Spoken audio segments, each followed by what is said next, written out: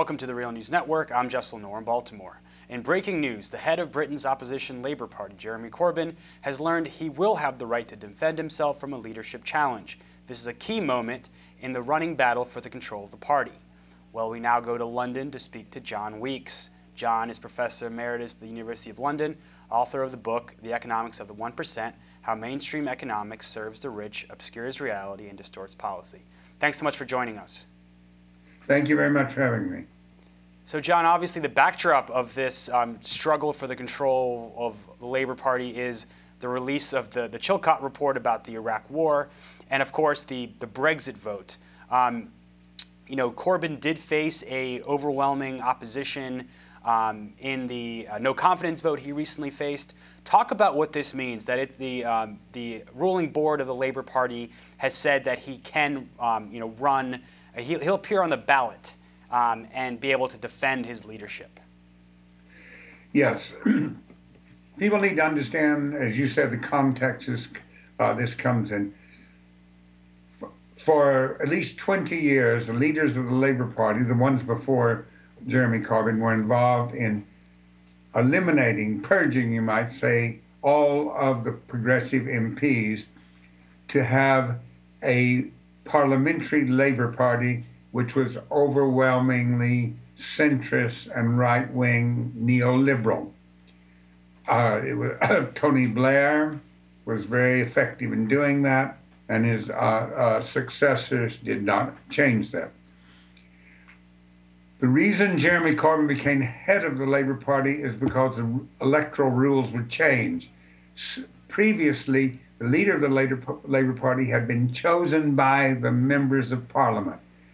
Then the rules changed under the leader for last 5 years, before Jeremy Corbyn, named Ed Miliband. They changed, so it was one person, one vote.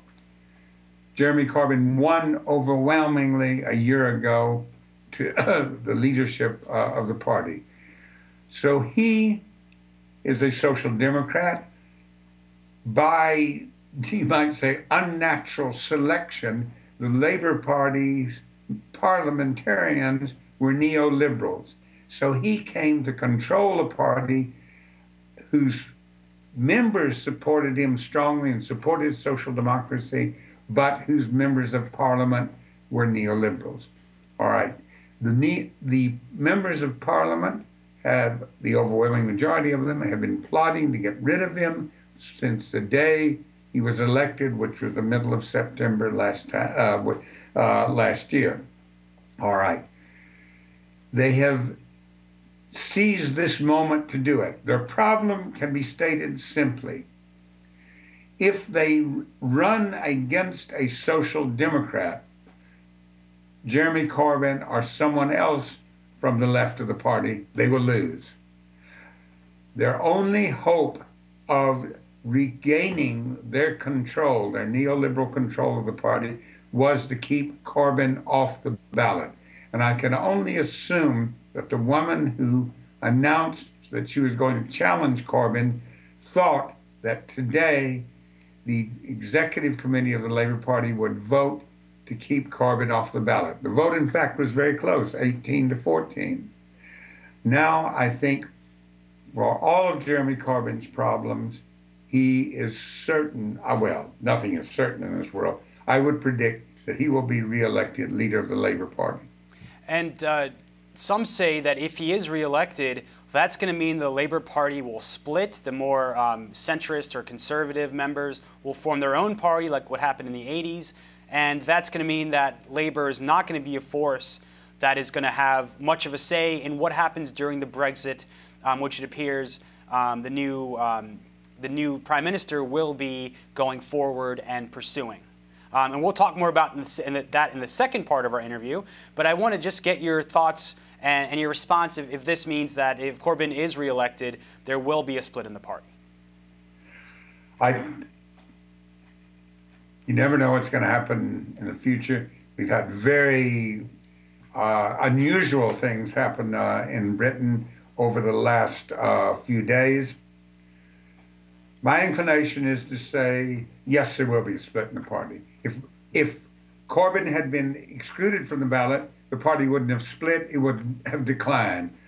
There would have been a great drop in the membership of all of those people who had supported Corbyn would have been disgusted and got out. Now that he is going to run, I think that the possibility of a split is very great.